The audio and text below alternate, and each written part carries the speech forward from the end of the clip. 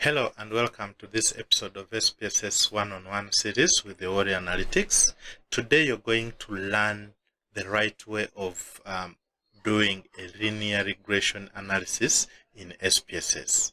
In this episode, I give you an overview of the steps that you have to take when conducting linear regression in SPSS. Afterwards, we shall be doing that practically to demonstrate each of those steps in SPSS.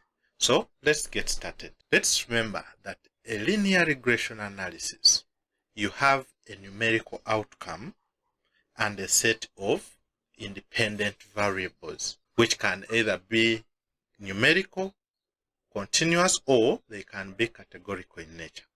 So these are the steps.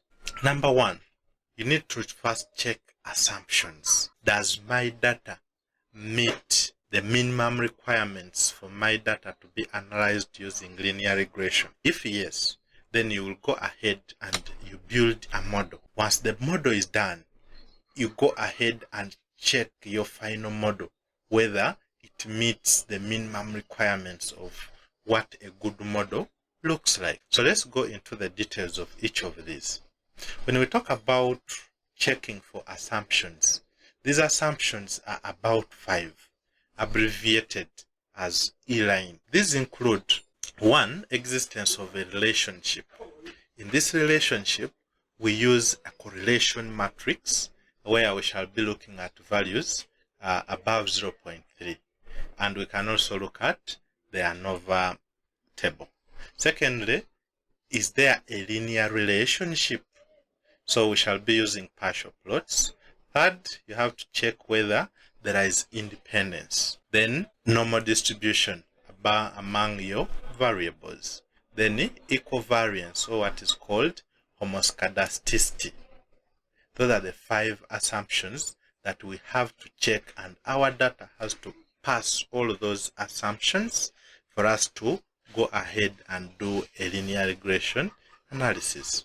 But additionally, we also have checking for outliers and the collinearity. Outliers, we mean those values that are out of range, and for collinearity, we mean having independent variables that have a strong relationship between themselves. So those are the 5 assumptions and the 2 additional steps that we have to look at before we can make a decision of doing a linear regression.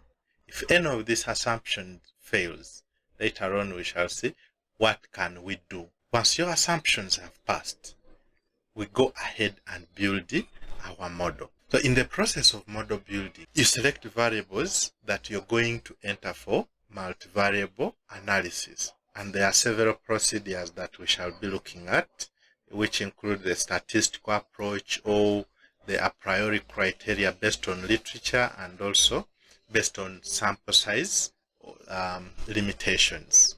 Secondly, we also have checking for interaction.